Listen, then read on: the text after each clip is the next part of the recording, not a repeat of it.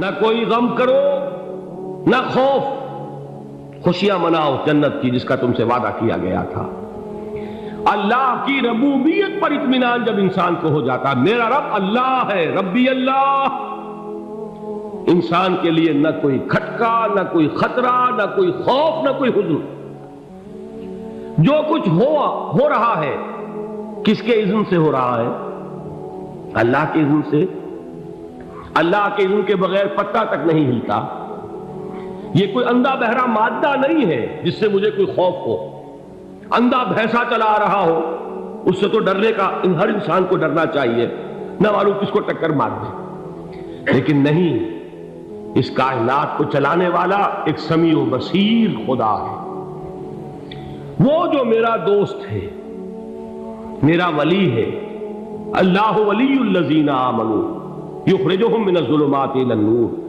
اللہ اہل ایمان کا ولی ہے، ساتھی ہے، پشت پناہ ہے، مددگار ہے، حمایتی ہے۔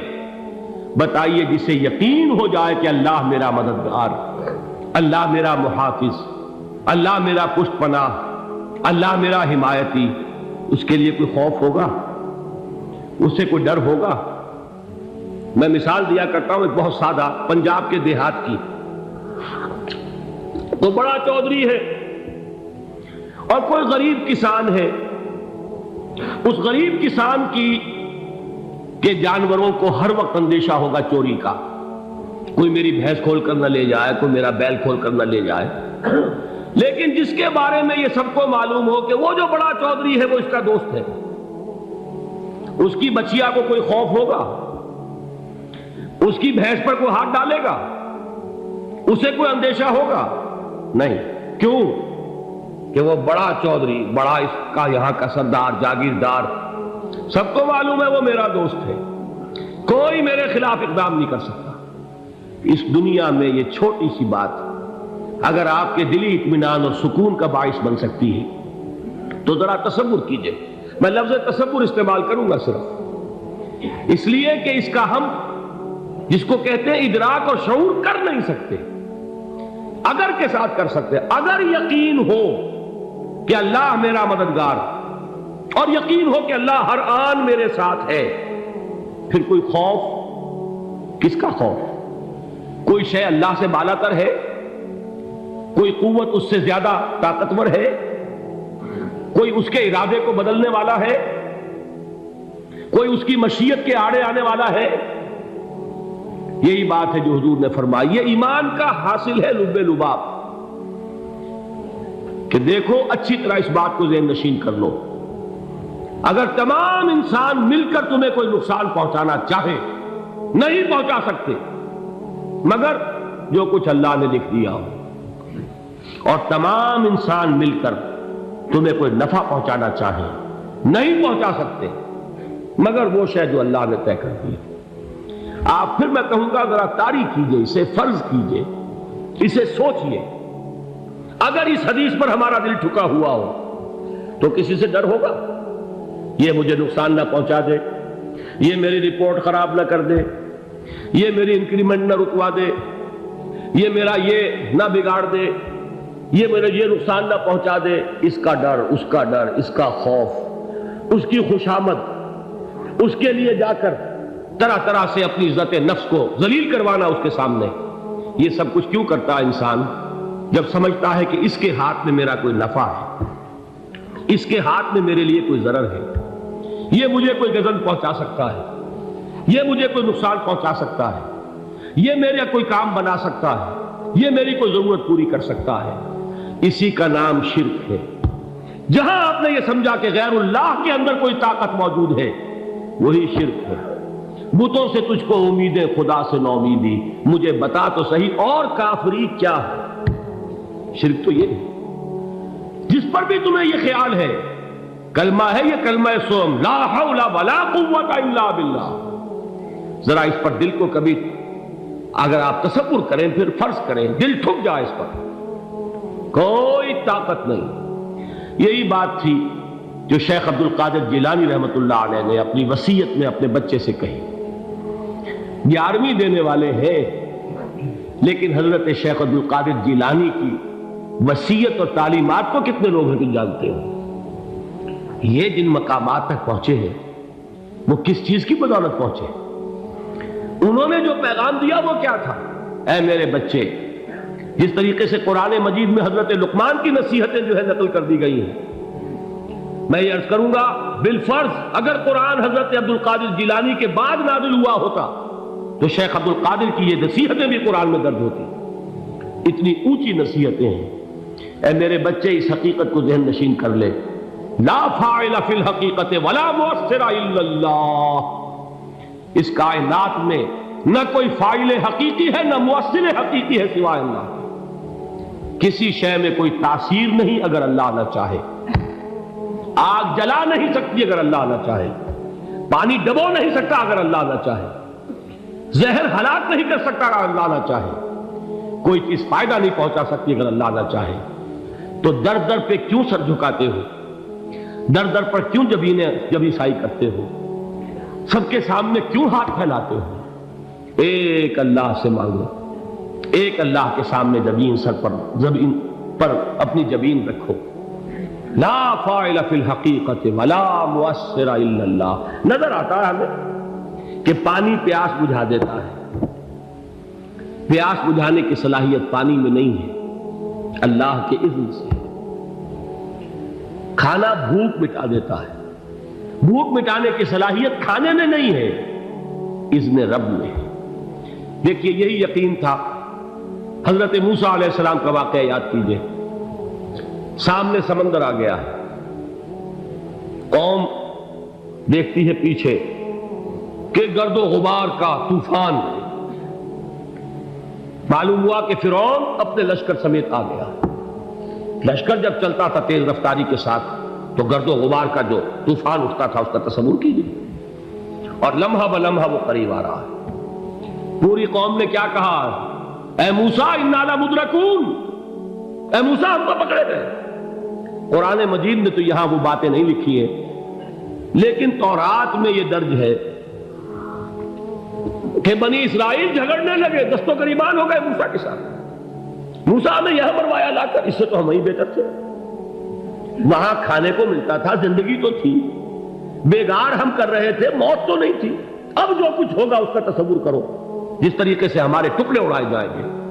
تو لڑ رہے ہیں حضرت موسیٰ علیہ السلام سے۔ یہ تورات کی تفصیل ہے، قرآن میں صرف اتنا آیا ہے، پریشان ہو کر انہوں نے کہا انا لمدرکون، موسیٰ ہم کو پکڑے گئے۔ اس وقت موسیٰ کا جواب کیا ہے؟ کلا ان معی ربی سیہدین، نہیں، میرے ساتھ میرا رب ہے، وہ راستہ دے گا۔ بتائیے کہاں راستہ نظر آ رہا ہے؟ یہ ہے ایمان بالغیب۔ راستہ نظر نہ آئے تب اللہ پر یقین ایمان ہے۔ جیب میں پیسے ہوں اور تب دل کو اطمینان ہے تو ایمان کس پر ہوا؟ پیسے پر، اللہ پر نہیں۔ جب وسائل و ذرائع نہ ہو اور پھر یقین ہو کہ اللہ مسبب الاسباب ہے، وہ اسباب کا پابند نہیں ہے، وہ اسباب کا محتاج نہیں ہے، اسباب اس کے محتاج ہے۔ اگر یہ یقین ہے تو اللہ پر ایمان ہے، یہ نہیں ہے تو تمہارا ایمان اسباب پر ہے، وسائل پر ہے، ذرائع پر ہے، مادیات پر ہے، اللہ پر نہیں۔ اس وقت کہاں راستہ تھا؟ کوئی راستہ تھا؟ سمندر ہے اور ادھر سے لشکر آ گیا ہے۔ کلا ان معی ربی سیہدین۔ اب دیکھیے ایمان کہہ دینا آسان ہے، ہوا معکم اینما کنتم، جہاں کہیں بھی تم ہوتے ہو اللہ تمہارے ساتھ ہوتا ہے، لیکن اس کا یقین قائم ہو جائے تو زمین و آسمان کا فرق واقع ہو جائے۔ یہی بات ہوئی حضور کے ساتھ۔ غار ہے، چھپے ہوئے ہیں محمد رسول اللہ اور آپ کے وہ یار غار ابو بکر صدیق رضی اللہ تعالی عنہ۔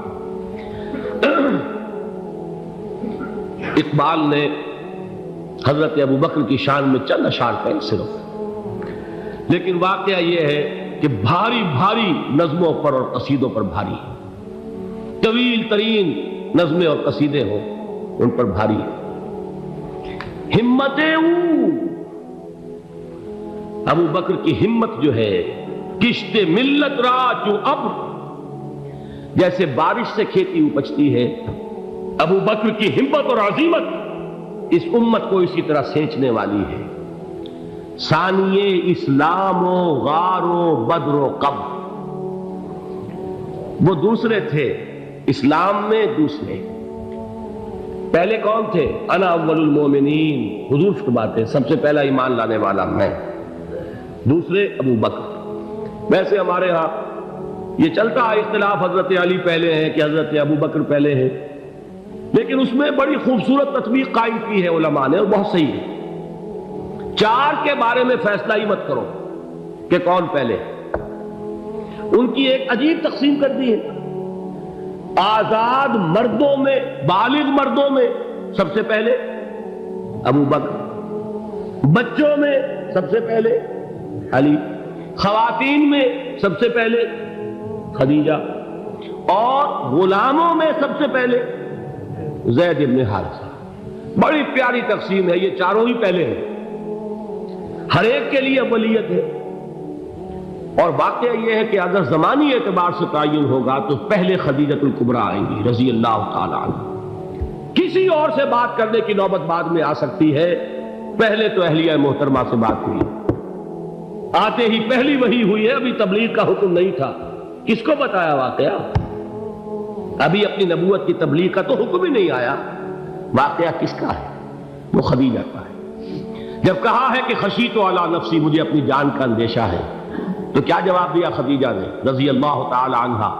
وہ صدیقۃ الکبریٰ ہے، صدیقات جو ہے خواتین ان میں چوٹی پر خدیجۃ الکبریٰ ہے رضی اللہ تعالی عنہا، اور صدیق جو مرد ہیں ان میں صدیق اکبر ہے ابو بکر صدیق رضی اللہ تعالی عنہ، لیکن صدیقات میں چوٹی پر۔ جب حضور نے فرمایا خشیت علی نفسی، کیا فرمایا، کیا عرض کیا، کیسے تسلی دی؟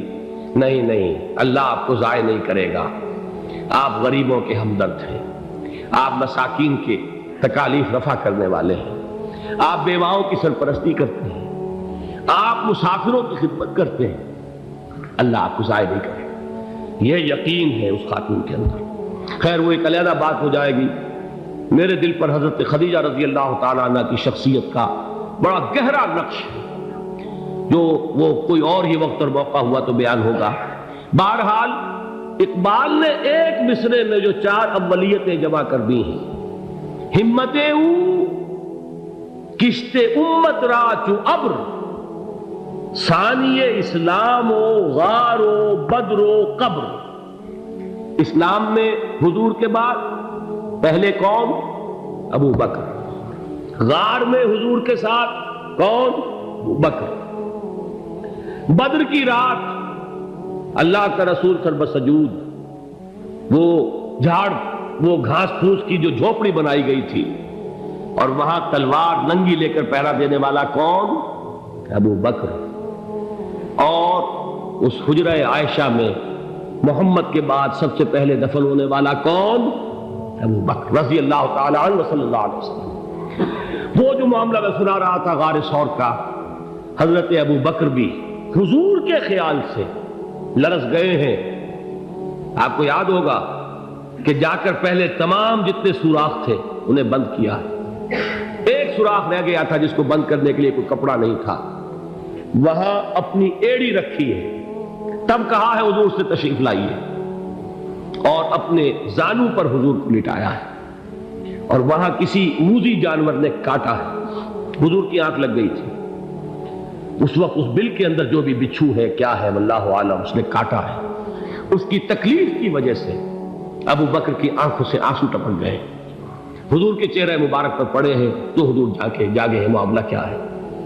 ایڑی نہیں ہٹائی وہاں سے، مبادا وہ جانور وہاں سے نکل کر محمد الرسول اللہ کو کوئی گزن پہنچا دے، ابو بکر کی ایڑی ہے، جس طرح چاہے کھا لے، ختم کر دے، جان نکل جائے تب کوئی آنچ آئے، محمد پر تو آئے، لیکن جیتے جی نہیں۔ وہ ہے ابو بکر۔ حضور کے خیال سے اس وقت حضور نے پھر اپنا لعاب دہن لگایا ہے، اور اس سے پھر آپ کی تکلیف ختم ہوئی۔ جیسے خیبر میں حضرت علی کی آنکھ دکھ رہی تھی، اس کو جو شفا حاصل ہوئی ہے وہ بھی حضور کے لعاب دہن سے ہوئی۔ تو بہرحال اس وقت انہوں نے کہا ہے کہ اے نبی یا رسول اللہ، اگر اس وقت ان میں سے کسی نے غیر ارادی طور پر بھی اپنے قدموں کی طرف جھانک لیا تو پکڑے جائیں گے، کیا جواب تھا اللہ کے رسول کا؟ لا تحزن ان اللہ معنا، اللہ ہمارے ساتھ ہے، کیوں گھبراتے ہو ابو بکر؟ یہ ہے ایمان باللہ، میرا مالک اللہ، میرا رازق اللہ، میرا محافظ اللہ، میرا مددگار اللہ، میرا پشت پناہ اللہ، میرا دوست